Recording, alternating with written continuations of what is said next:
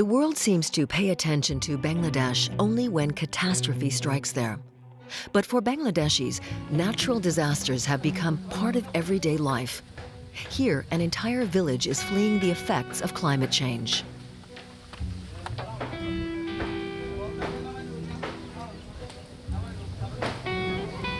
This woman has lost her home.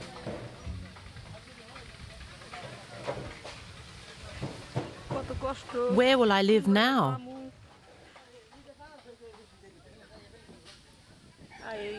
We're tearing down the house I first came to 30 years ago when I got married. I gave birth to my 4 children there. My 2 daughters got married there. It just breaks my heart.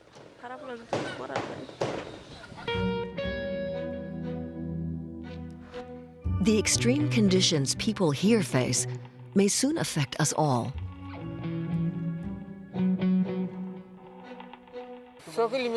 Six kilometers from here, we had 2 hectares of land. The sea gobbled them up.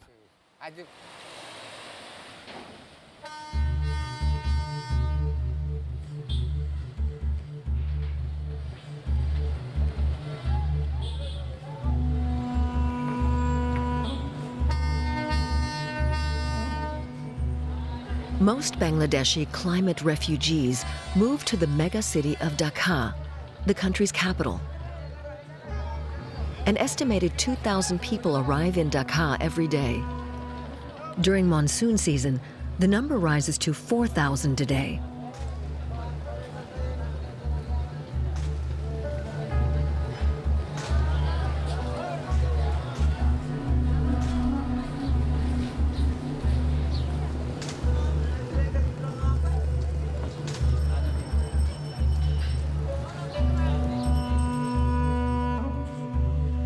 The world's second largest river delta is located on the Bay of Bengal. 2 large rivers flow through the country from north to south, the Brahmaputra and the Ganges. Much of the land in Bangladesh is flat, and its numerous rivers often burst their banks. The country is particularly vulnerable to the effects of climate change, a real danger for its 160 million people. There are a number of factors involved in the impacts of human-induced climate change on the river systems and the water systems. Firstly, the glacier ice melt in the Himalayas. The second impact is on flooding. We will have greater amounts and intensities of rainfall during the monsoon, which will cause more flooding. We are already seeing that our what used to be a 1 in 20-year flood has now effectively become a 1 in 5-year flood. So the magnitude of floods has increased already and will increase even more with human-induced climate change.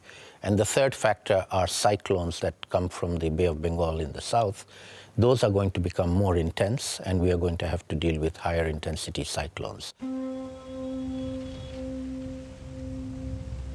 Even now, at the beginning of monsoon season, the Brahmaputra is 9 kilometers wide at some points.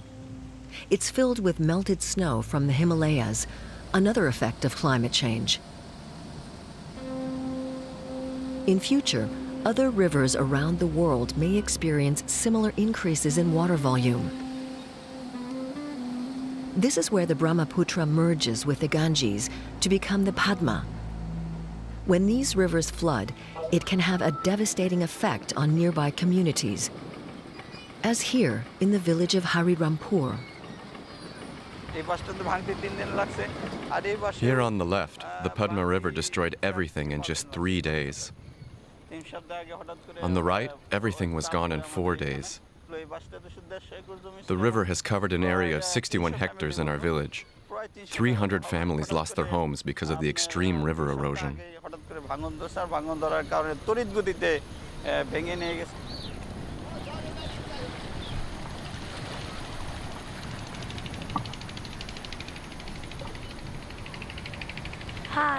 I'm really scared. Our house may be gone soon.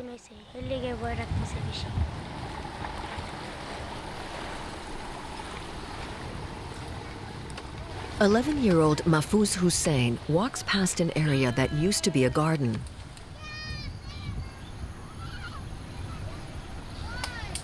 The local residents are preparing to move inland to escape the rising water.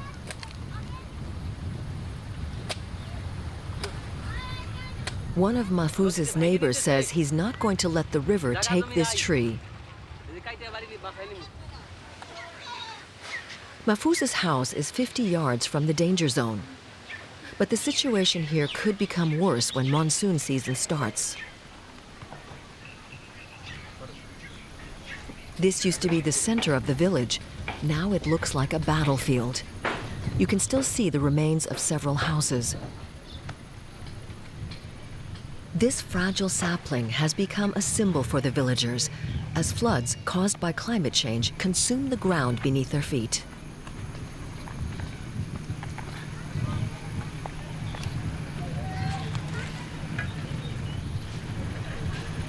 Until yesterday, Momtaj Begum lived in this house with several members of her family, including her son, his wife, and their child. I didn't sleep at all last night. I'm worried that I'm going to drown in the floodwaters. The house was the family's pride and joy. Momtaj's son and some workers are salvaging everything they can from the structure.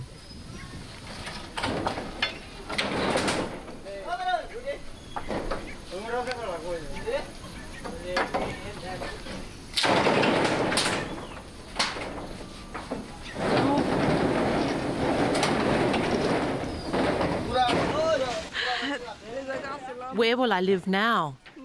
My house is gone. I'll have to rely on the kindness of others. I'm going to have to move to Dhaka and find a job so I can afford to come back here, buy some land and rebuild my parents' home.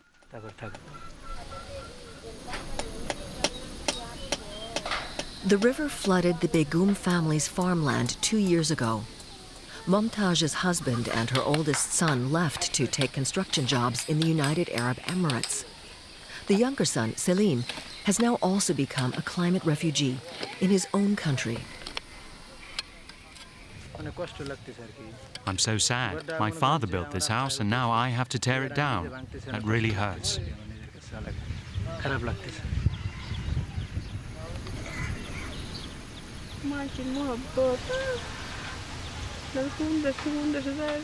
Momtaj Begum is saying a prayer. Where does all this water come from? The Ganges flows the longest from the Himalayan mountains into India for about 2,000 kilometers before it comes to Bangladesh. Much of the water is taken away upstream in India by a series of dams, the biggest being the Farakka Dam just outside the border of Bangladesh. As a result, Bangladesh is not receiving as much water as it used to in the dry season. The problem is in the monsoon season, they open up all the water, they let it come through Bangladesh, but during the dry season, they take the water away and divert it away from Bangladesh, and we don't get enough water. So we have floods in the monsoon period, and we have too little water in the dry season.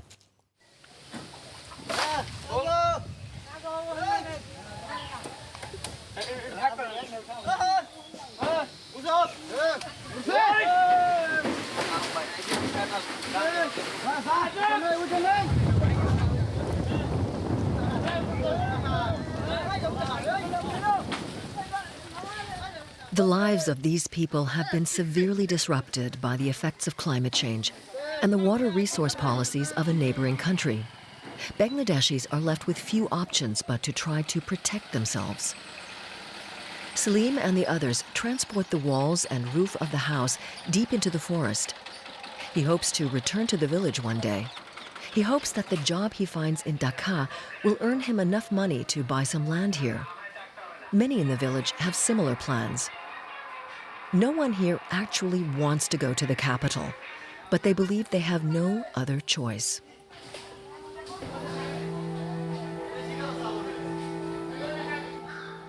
From the Manikganj region, we move southwest to the Poshur River, which flows through the Sundarbans region. Sundarbans means beautiful forest in Bengali. The area covers 10,000 square kilometers, most of it in Bangladesh. And it's home to the world's largest mangrove forest region.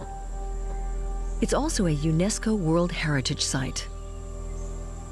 Well, Sundarbans is actually seen as the lungs of Bangladesh. It absorbs all the pollution for us. The Sundarbans protects Bangladesh. And if we lose that protection, then the country loses its protection. The Sundarbans forest helps to protect millions of people from floods that are caused by cyclones.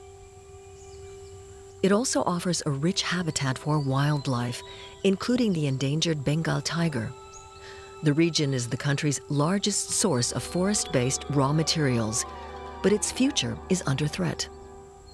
The Sundarbans is dying in front of our eyes due to saline intrusion and impacts of climate change. Because the Bay of Bengal is slowly rising, salt water is getting into the freshwater channels of the Sundarbans. And there's another environmental threat. The government plans to build a coal-fired power plant in the region. Very thoroughly and detailed study of that so that it will not harm much to the environments. And this is not so many actually. 2, 3, 4 power plants. That means we have planned within 2040, 30% of the power plant will be from the coal, but it will be a clean coal energy. Many are against the power plant, which is a joint venture between public sector power agencies in Bangladesh and India. India will build the plant, located near Rampal, under the supervision of a German company. Once construction is completed, India would also operate the facility.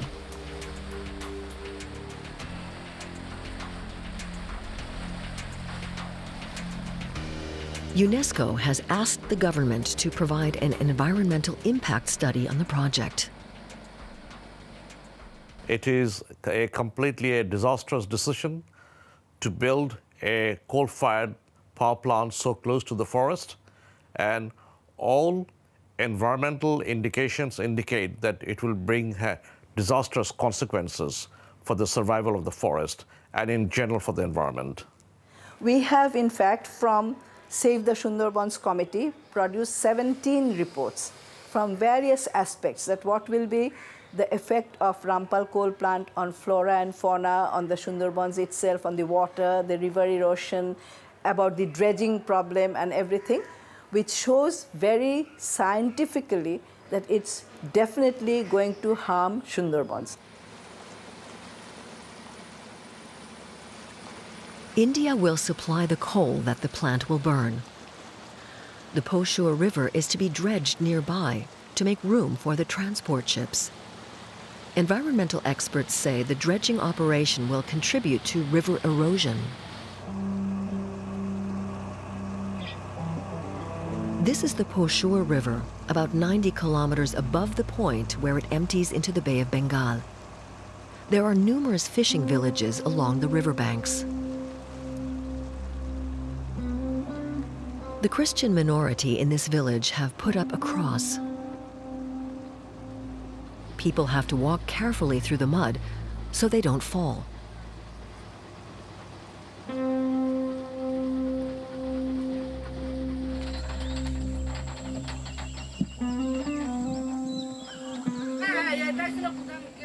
The main entrance to our old church was over there.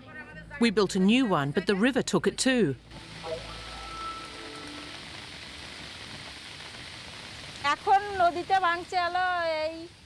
15 days ago, I lost my house again to river erosion.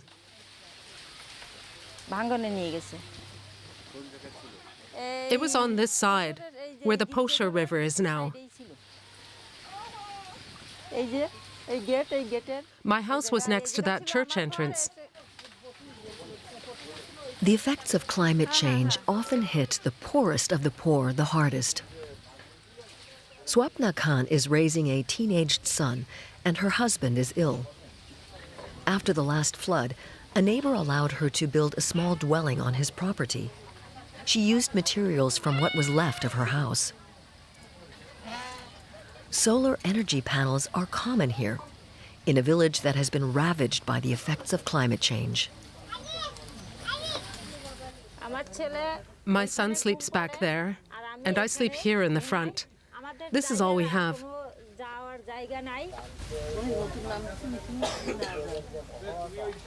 Swapna harvests river shrimp and sells them in the hut they sleep in. Her son attends a local school. She wants him to have a better life. I can't read or write, so I don't have a lot of options. I was born here and I don't want to live anywhere else. I can earn a little money here, just enough to get by.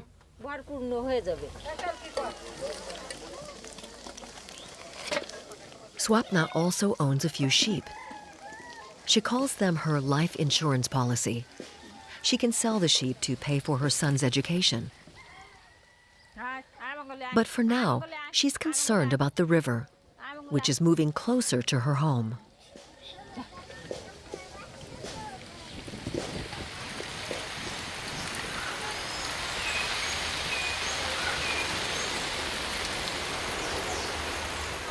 Swapna's elderly neighbor is also worried about the rising water. I told my son that when I die, he should put my body in the river because there's no land left to bury me.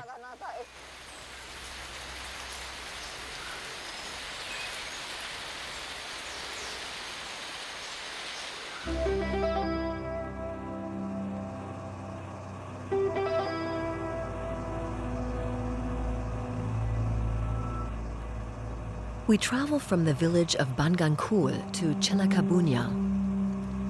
The scenes of devastation are almost identical.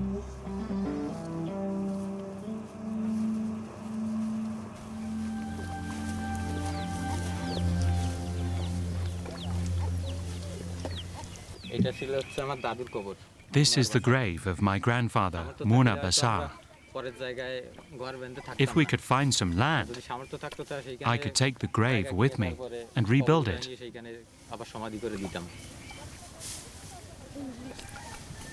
Then Roni Basar climbs a coconut tree to get some of its fruit before the river washes those away too.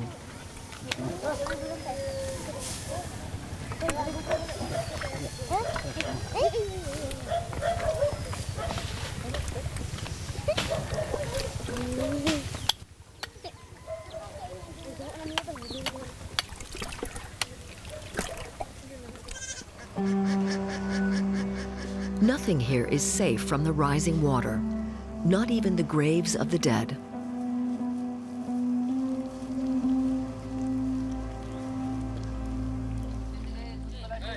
A similar scene in the next village. 8 people live here. The family of Shushanto Kumar Mondol, who earns a living as a fisherman. His wife, Rupa Bachar, says they've had to rebuild their house 3 times.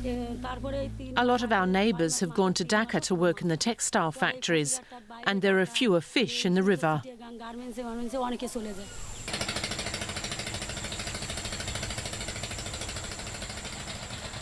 Shushanto and his son fish in the Shundarbans, just like his father before him.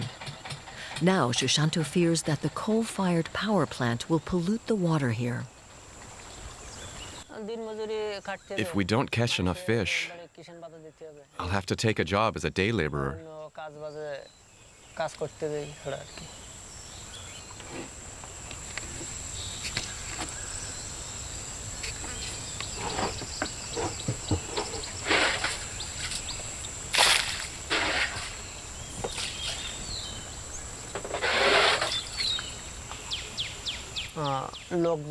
I can't move my entire family to the city.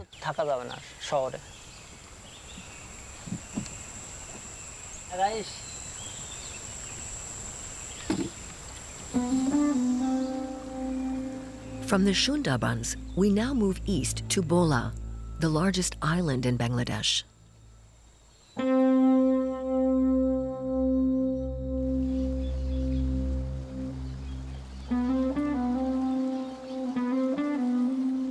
Fortified dikes were built along the Meghna River after the last round of floods.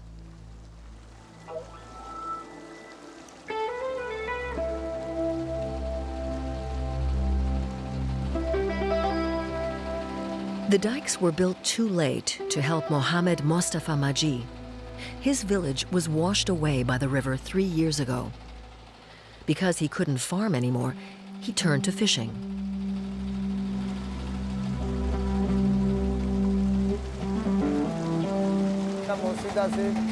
There was a mosque here, a school, and some houses.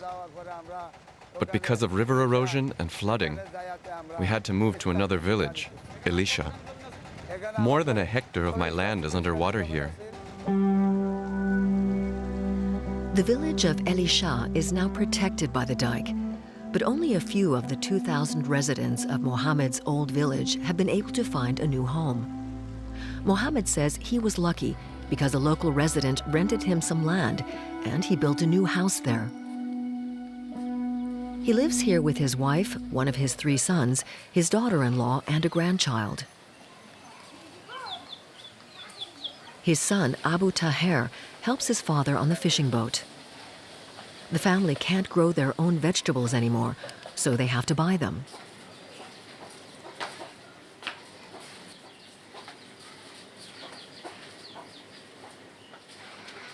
This is Mohammed's daughter-in-law and his grandchild. I've had to move 3 times because of river erosion. If it happens again, we'll all have to go to Dhaka.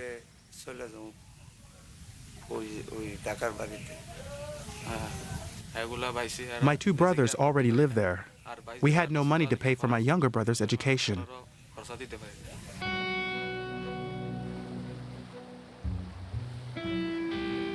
"20 kilometers upstream, we find another village ravaged by floodwaters.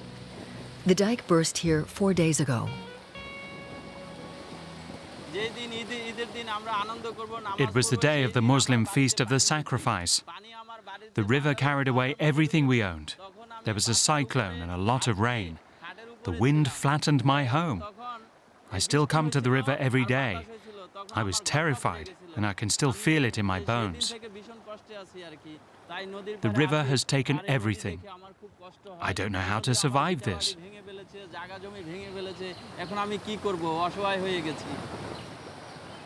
The farmer Mohammed Nurul Alam lives in the village of Dorirampur. We had a lot of fields scattered around the village, almost a whole hectare of land.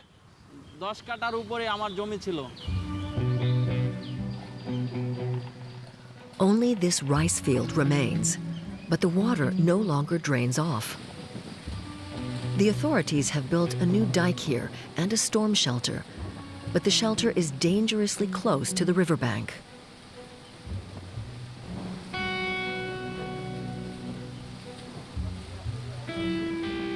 And the dike has cut off Mohammed's village from the rest of the region.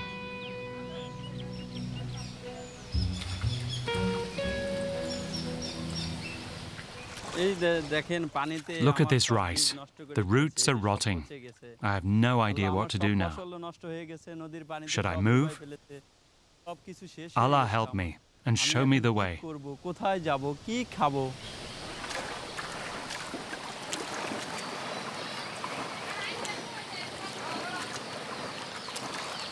The local residents fear that the Meghna River will soon wash away everything. This is what's left of Mohammed's house. His young family and parents now sleep in temporary accommodations. There's an old saying in Bangladesh, "Water is the mother of our country." But Mohammed believes that is no longer the case.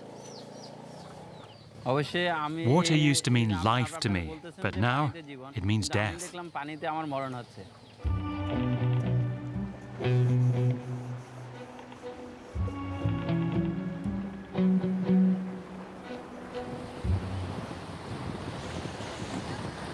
Flooding is not new in the flat country Bangladesh. It was once welcomed.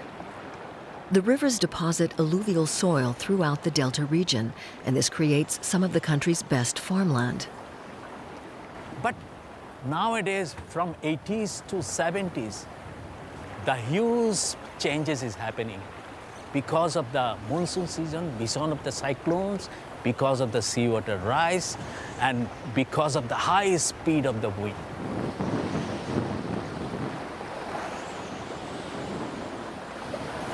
You know the velocity of the Padma River's force.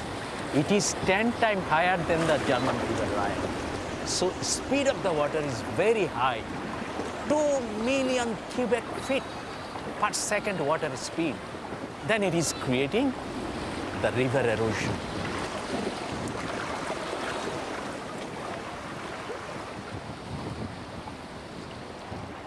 Although these people are very innocent victim of the climate change, because they are emitting only 3 kgs of carbon annually.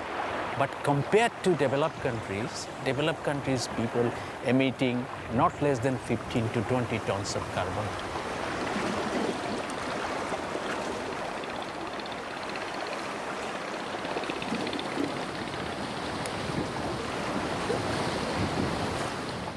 Due to the sea level rise, which is beginning to happen and which will happen in a major way in Bangladesh beyond 2050, according to the IPCC's report, Bangladesh will lose anything between 17 to 20% of its current land mass.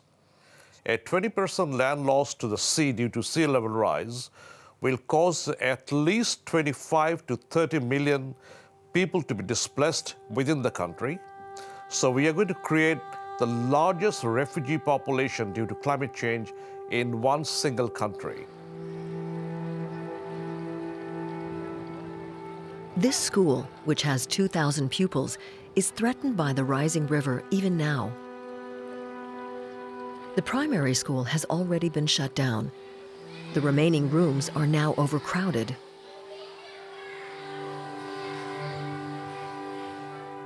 But the loss of livelihoods of the population will be much larger. We're talking about 20 to 30% of the population of the country that will be badly affected, those living in the coastal areas, in the low-lying coastal areas.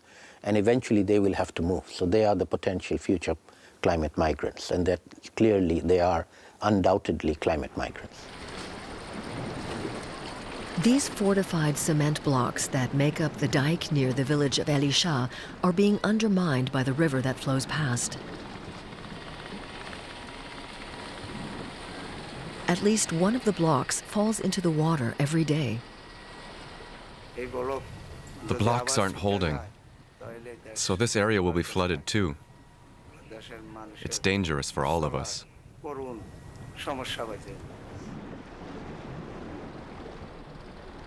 Hardly a day passes when Mohammed Mostafa Majid does not see ships full of people headed for Dhaka.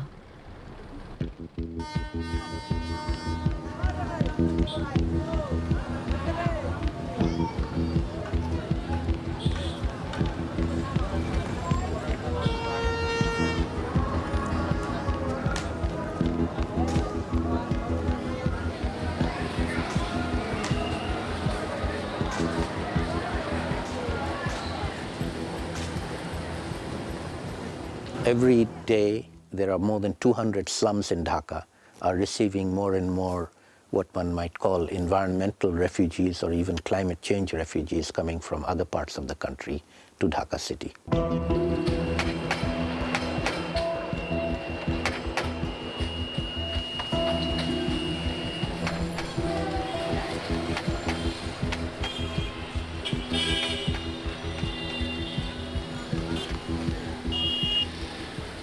Dhaka has now come to a size of 20 million people without the adequate infrastructure.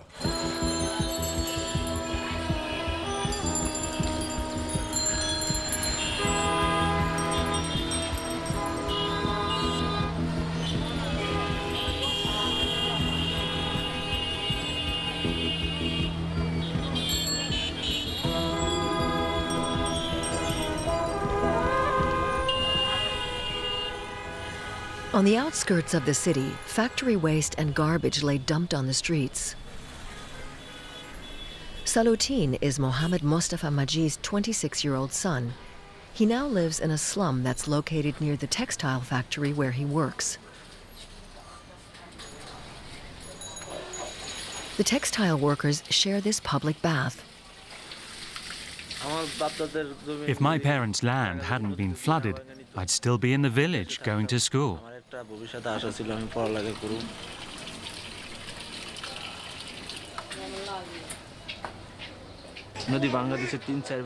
We had to move 3 or 4 times because of flooding. My parents finally ran out of money. That's why I had to come to Dhaka. First I worked in a shop, but it didn't pay much. That's why I switched to the textile factory. Salutin, his wife and child live in this small apartment. Life in the village was good. I went to school and lived in my parents' house. I won't see that kind of life ever again. There's no work in Bola, so I had to move here.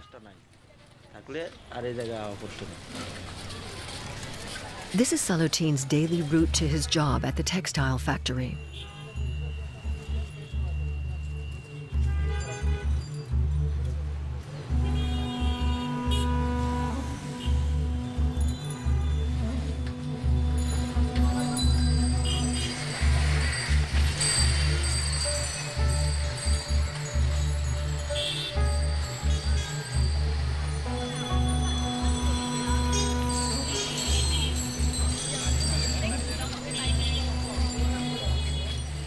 Thousands of other climate refugees make a similar trip every day.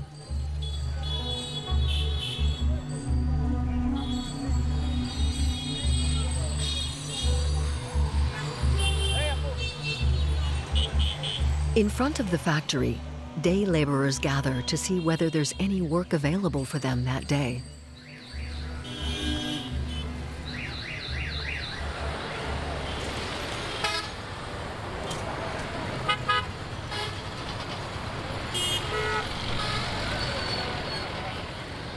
People also wait outside the big companies around the corner to find out whether there are any jobs for them today.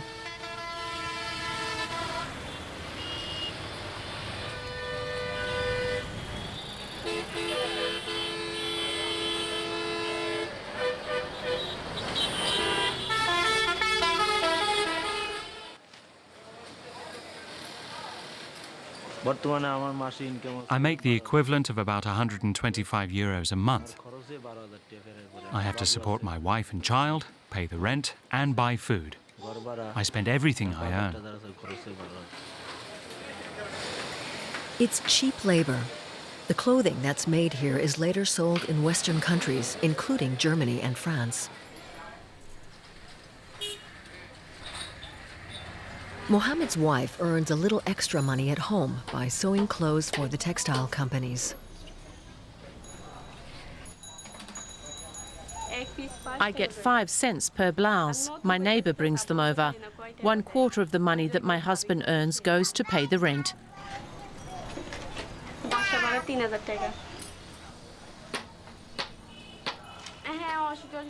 But if we get sick, we have to borrow money from our families.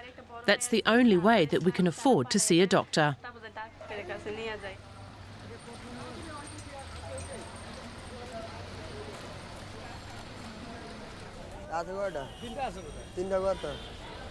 Saeed is the boatman from Bola Mohammed Majid's eldest son. He sells mangoes on the streets of Dhaka. Here he's buying his fruit at a big wholesale market. He was ill for 3 months and his debts piled up.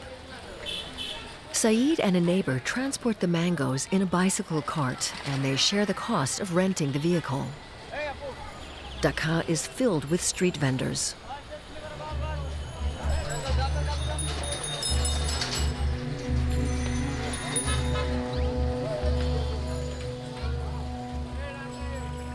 Many climate refugees live in miserable conditions. There's garbage everywhere and open sewers nearby.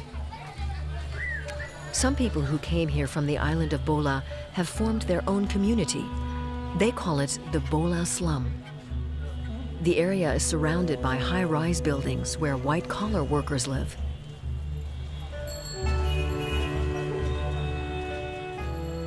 Many of the slum's residents work in those homes. Saeed's wife earns extra money by cleaning apartments.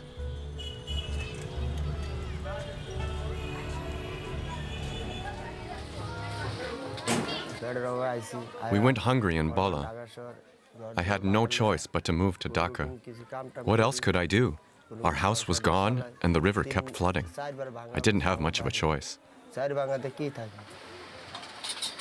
Saeed, his wife, and 2 children live in this cramped room.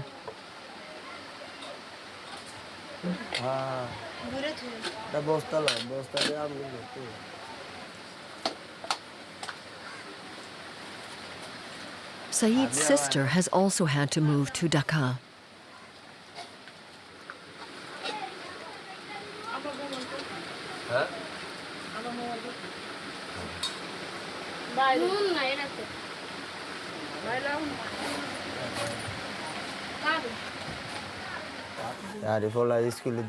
My kids both go to school. My wife and I can't read or write, but we want the children to have an education. I want to take my family back to Bala. There's no future for me in Dhaka. I'd like to build a house in the village, and my kids could go to school.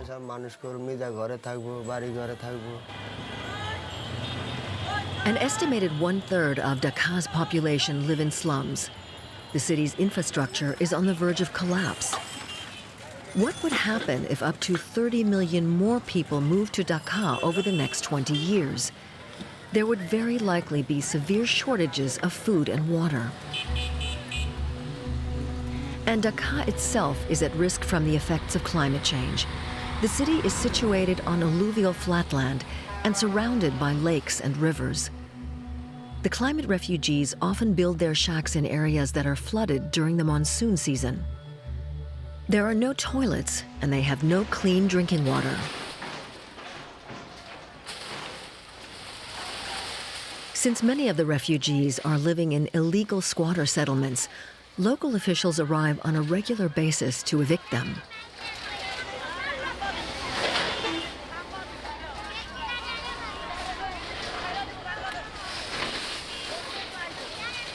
Sometimes, all the refugees can take with them is food, mostly rice.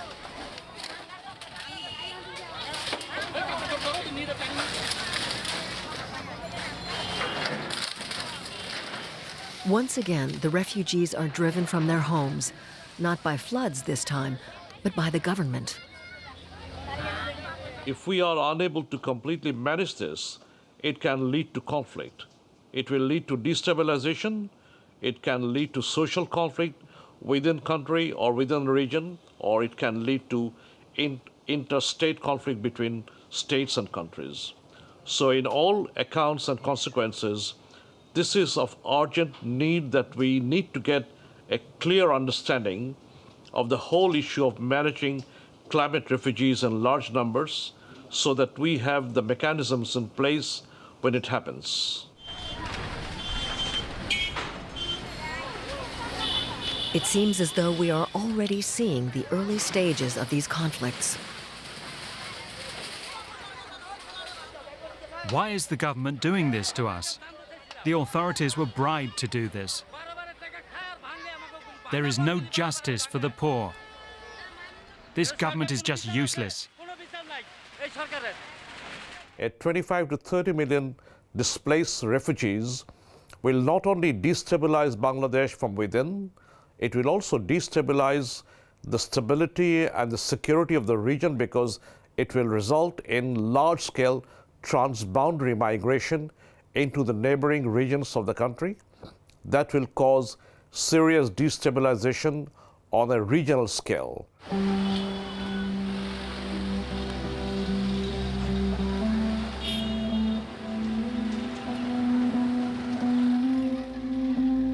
We move on to the island of Kutubdia on the Bay of Bengal. Along the coast of Bangladesh, the sea level is rising by up to 21 millimeters per year. The world average is 3 millimeters. The coastline is so flat that major floods can cause enormous damage. You see the embankment has gone and saline water intruding in the houses. It is just 4 days ago. The forces of the tides is very strong. Government is constructing this embankment every year, but it is unable to sustain. Rizal Karim Chowdhury, executive director of a coastal protection organization, warns about potential health hazards. People are getting the water, drinking water, which high level of PPT, salinity. So it's creating blood pressure high and creating a lot of diseases. People are unprotected from the climate change impact.